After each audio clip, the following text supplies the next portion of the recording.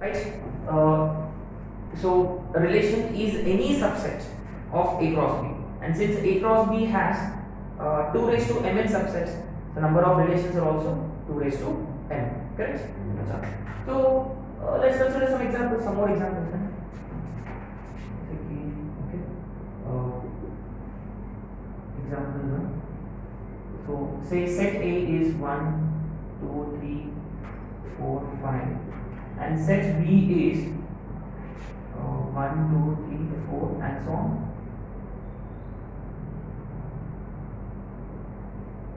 Say 2, 4, 6, 8, right? तो ना हमने इसको ऐसे डिफाइन किया first A is related to B in this particular fashion where say B is greater than A, है ना? ये हो सकता है. I'd like you to set this relation. Second, again A is related to B, same this fashion where B is equal to A plus 1. Or third, A is related to B in this particular fashion where B is equal to A square. Okay, so let's set these particular relations.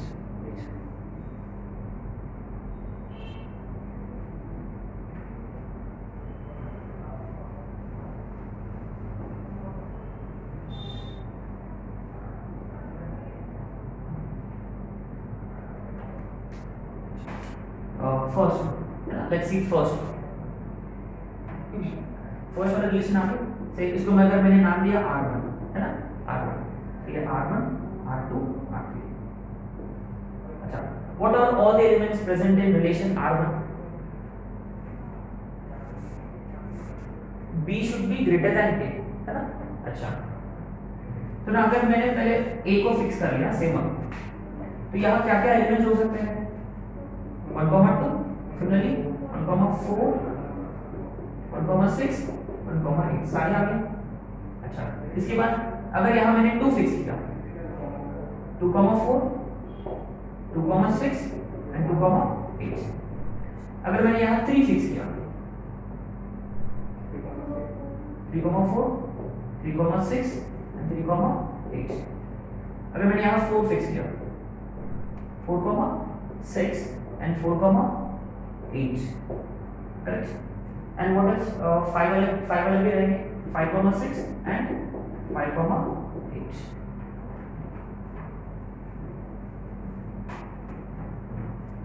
Five comma six and 5,8. Correct? तो ये हो गया आपका relation आ गया, right. Easy and not difficult at all. बस आपको ना बस ये ऑर्डर पेज में A and B are related by this condition. In some textbooks instead of A, B you see X and Y, है ना. तो शायद से कुछ टेक्स्ट में B और A की जगह X और Y होता है ना. So need not be confused. अच्छा, तो what about second relation?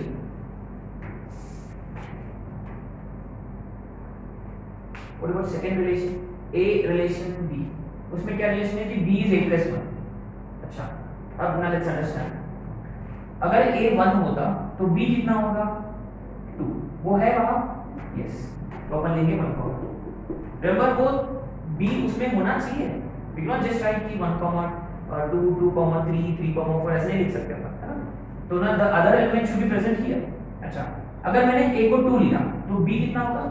3. लेकिन वो B वाला सेट में नहीं है, तो ये 2,3 वाला पॉसिबल नहीं है. अच्छा, 3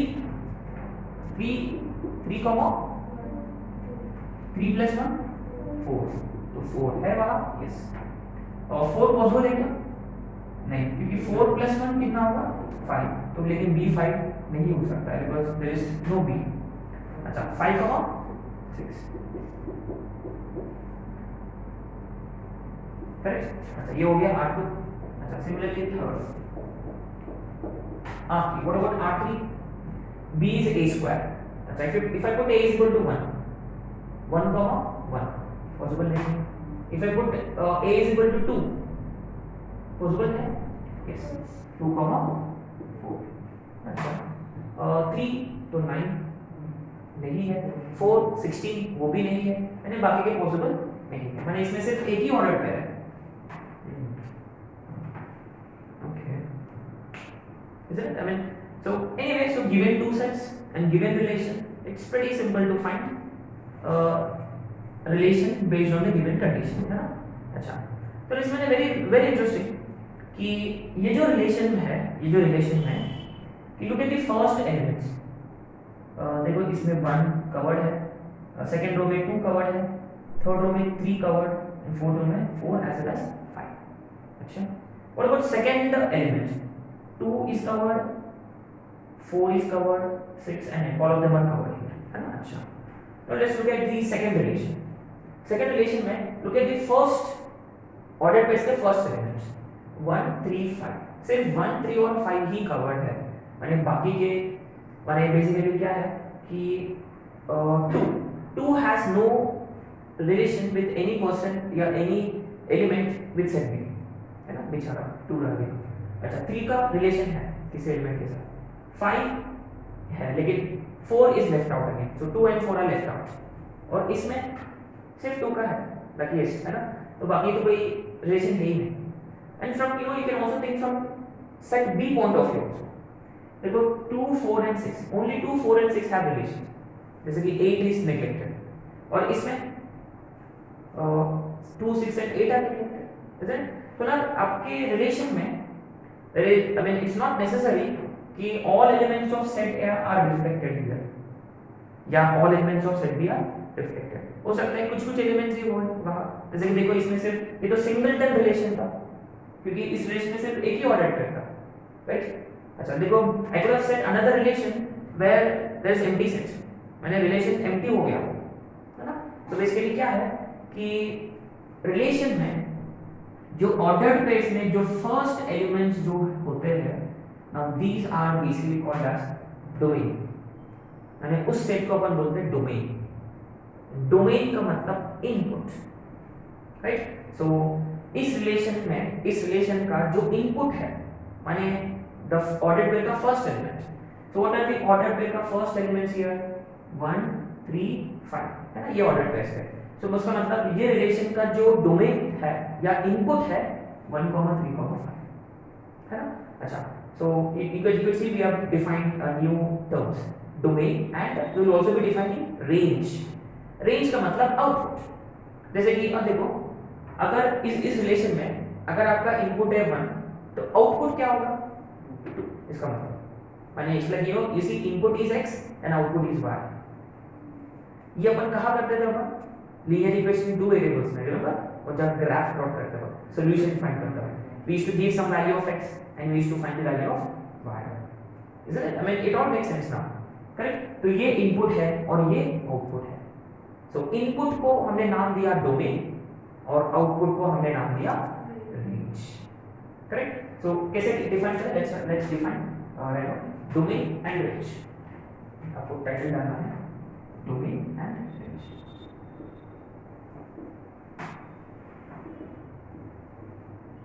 So domain. So how do you define domain as?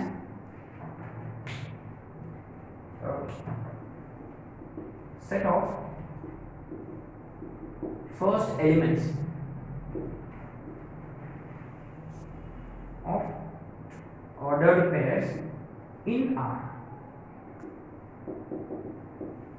Is it? Very simple.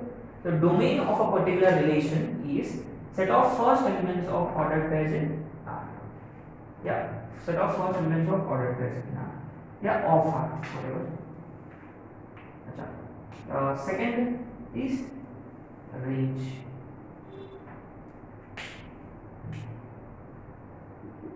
Set of second elements. Set of second elements of ordered pairs in R, right? तो फर्स्ट एलिमेंट को अगर हमने सेट के form में enclose किया that is your domain, है ना? Second elements को सेट के फॉर्म में इनक्लोज किया दैट इज योर रेंज, है ना? अच्छा, so what are the other names for domain and range? Domain का दूसरा नाम है input, and I like to write this as well, and this is basically output. Input output, तो input क्या है, आउटपुट क्या है, is it? अच्छा, so probably we should be writing examples में, है ना, इसके नीचे एग्जाम्पल में, तो रिलेशन R1 का, so रिलेशन R1 का what was input?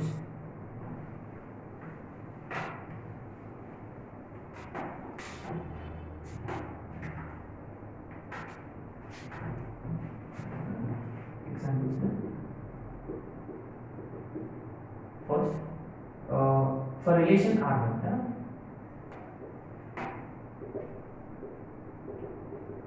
for relation R1, अच्छा, इसमें what was your input and what was your domain? Domain was basically your set A itself, isn't it? and सारे के सारे elements आ गए set A के, right? और अब ऐसे भी लिख सकते थे, simply the set 1 2 3 4 5, अच्छा, what about range? Set B itself, which is 4 6 and 8, ये relation R1 के लिए है ना. अच्छा, what about R2?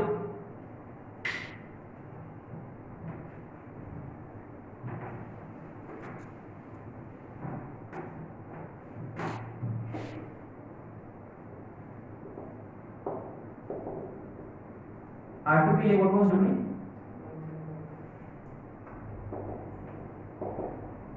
Domain is simply 1 3 5, right? 1 3 5, and range is 2 4 6. अच्छा, third,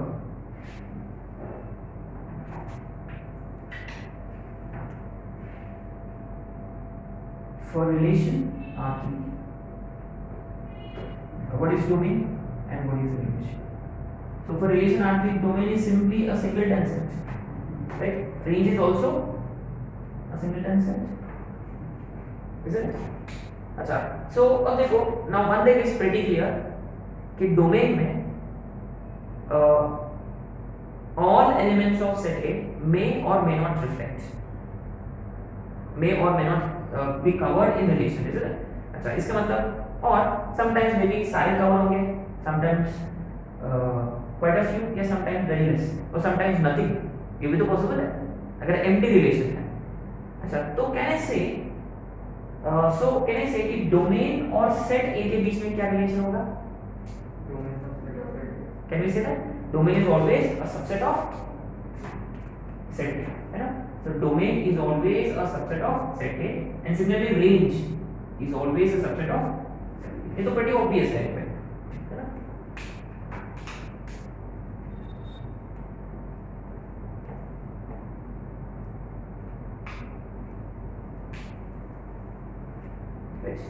आगे हमें फील आ गया, इस पे रिलेशन पे, right. So basically will be given a relation, correct. ठीक है, so should we consider one more example, और ठीक है ना, आगे बढ़े. ठीक है, let's proceed further. Now types of relations, right, of course. अच्छा, इसके पहले एक और डिफाइन करना था, इनवर्स रिलेशन, है ना. Right down inverse relation.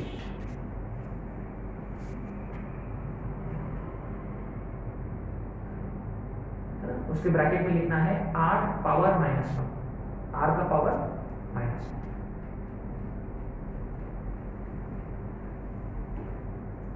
Right. अच्छा, can you guess what would the inverse relation be? Guess कर सकते हैं, जैसे कि very good, domain and range are interchange. जैसे कि अब देखो ये वाला रिलेशन, जैसे कि R3, अपने को फाइंड करना है R3 इनवर्स, तो what will happen to order पे 4,2 होगा, ने domain and range are interchange. अच्छा, R2 का इनवर्स फाइंड करना है 2,1 4,3 6,5, करेक्ट. अच्छा, अब अपने को ना इसको ऐसे डिफाइन करेंगे ऊपर ऊपर से, we won't be writing as many steps, but yes, let's write something. Inverse relation r का पावर -1, है ना. सो अगर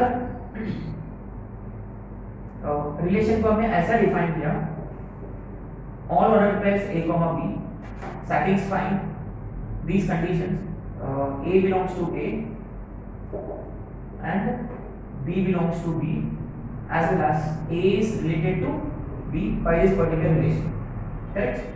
And remember, this relation is from R is from set A to set B, correct? So inverse relation is defined by this way. The R inverse is defined from, right, set B to set A, right?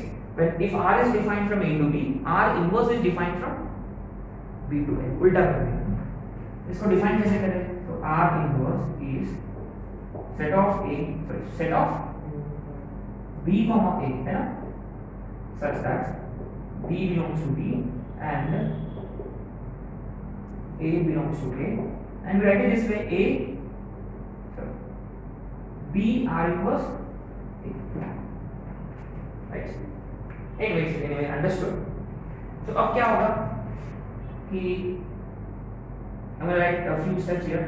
So clearly, domain of R inverse is range of R, and range of R inverse is domain of R, and interchange.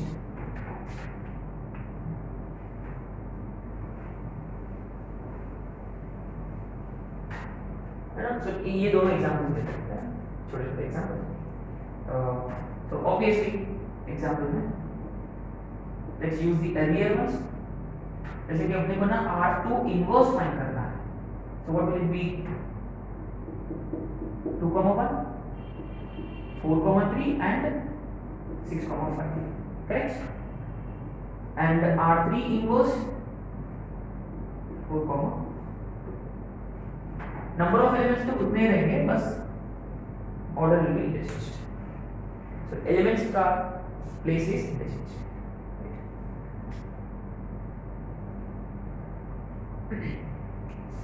That's it. इस पे और expand करने की जरूरत नहीं है. That's it. We have understood the concept, right? Okay. So please now write types of relation.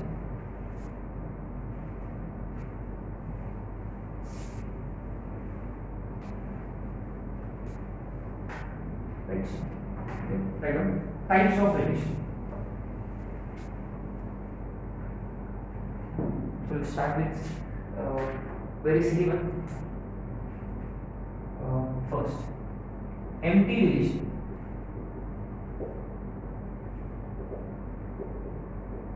We know what an empty relation is, right? ये relation में क्या वर्ड पे होंगे? कुछ भी नहीं, right? अब easily define कर सकते हो कैसे कि a typical example, set A is 1, 2 and set B is 9, correct? So say a particular relation is defined this way: A comma B, such that A belongs to A and B belongs to B, and how are they related? Say B is equal to B is equal to 2A plus 1, right? So tell me, how many ordered pairs does relation have in this case? Nothing. So R is simply an empty relation, right?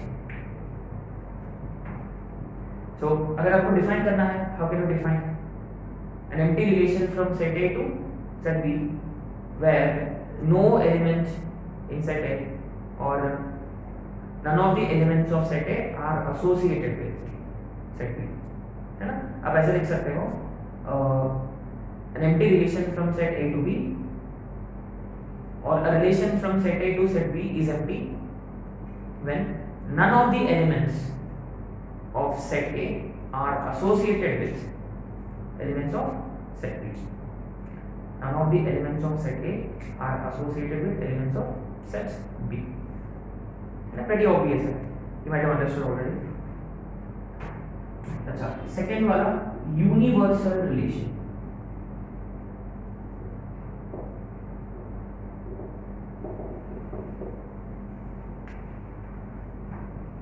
Universal का मतलब आप जानते हो जिसमें कि सारे के सारे सबसेट्स आ गए, इसमें सारे के सारे ऑर्डर्ड बेस आ गए, इसमें सारे रिफ्लेक्ट हो गए, माने जितने भी ए क्रॉस बी में है उन सारे ऑर्डर्ड बेस यहाँ रिफ्लेक्ट हो रहे हैं, है ना।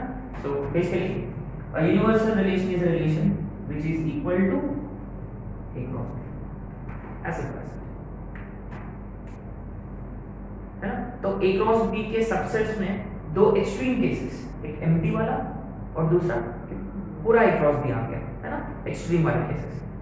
सो डिफाइन कैसे करेंगे, a relation from A to B is universal if every element of set A is related to every element of set B. Every element of set A is related to every element of set B. या associated है, या कुछ भी लिख सकते हैं ना, अंग्रेजी में क्या फर्क पड़ता है।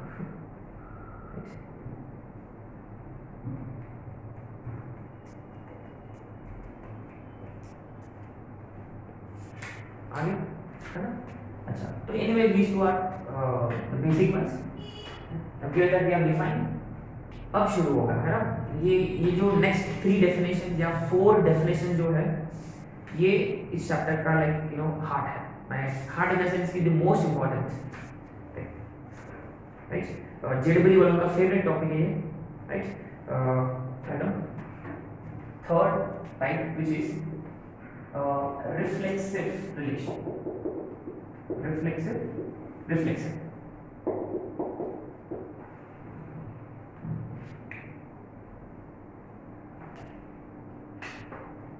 अब देखो, so what I'm going to do is कि अब आगे के जो डेफिनेशंस होंगे मैं यहाँ सिर्फ एक ही सेट को स्पेसिफाई करूंगा, माने सेट ए। तो by default set B is set A itself. When I say a relation is defined on A, when a relation is defined on A, इसका मतलब it is A cross A. When a relation is defined on A cross A, when I set A to itself, right? When we are trying to compare how the elements of set A are related to elements of set A itself. या ऐसा भी हो सकता है कि set B is actually equal to set A, है ना। तो आगे जाके when I say relation is defined on set ए, उसका मतलब दूसरा वाला सेट जो है वो भी सेट ए ही है, करेक्ट। अच्छा, right down, a relation defined on set A is said to be reflexive. A relation defined from set a relation defined on set A is said to be reflexive if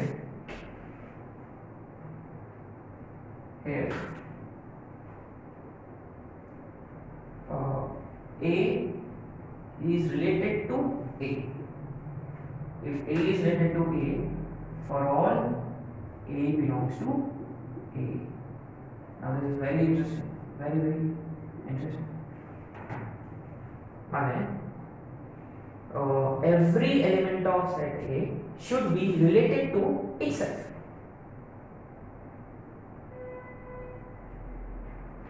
Right? माने order pair में B जो है it is actually same as A itself. माने A और B same होना चाहिए, माने ऐसे सारे ऑर्डर पेयर्स होना चाहिए रिलेशन में, तब जाके वो रिलेशन जो है वो रिफ्लेक्सिव होगा। अच्छा, इसका मतलब क्या होता है, लेट्स से जैसे कि अगर मान लो हमने एक एग्जांपल लिया, आपको नीचे लिखना है that is every element of set A is related to itself, है ना। The word itself here is very crucial.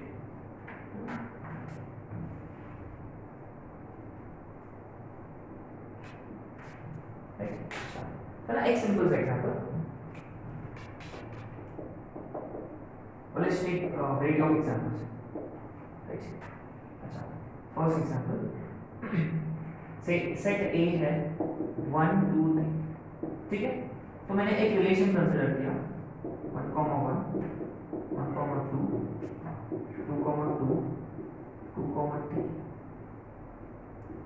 ये मान लो एक रिलेशन है ना।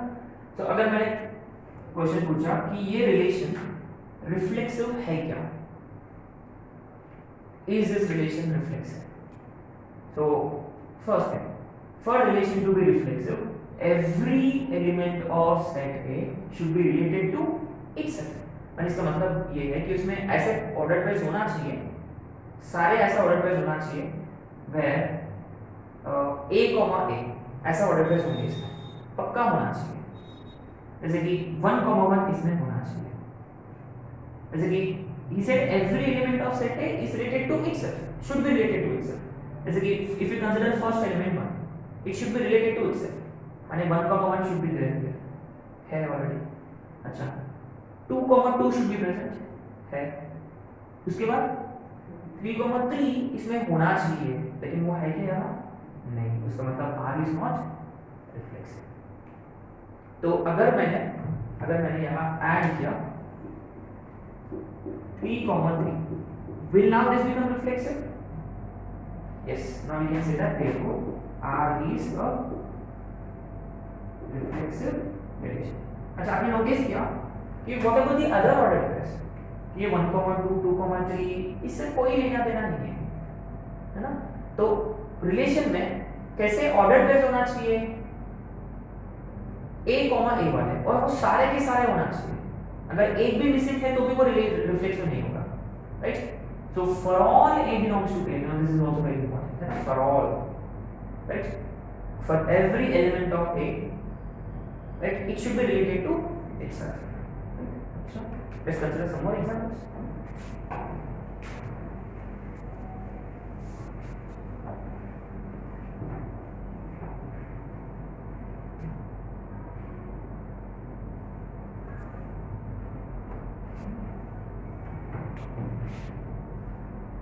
तो अब मैं सेट डिफाइन करूंगा set A as all triangles in a plane से। तो एक प्लेन है बोर्ड, इसमें सारे ऐसे बहुत सारे ट्रायंगल्स आपने ड्रॉ कर दिया, इनफाइनाइटली मेनी ट्रायंगल्स आप ड्रॉ कर सकते हो, क्योंकि इनफाइनाइटली मेनी पॉइंट्स है तो infinitely many triangles can be draw.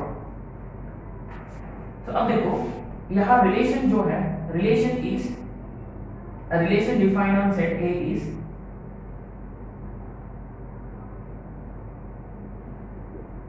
equivalent to, congruent to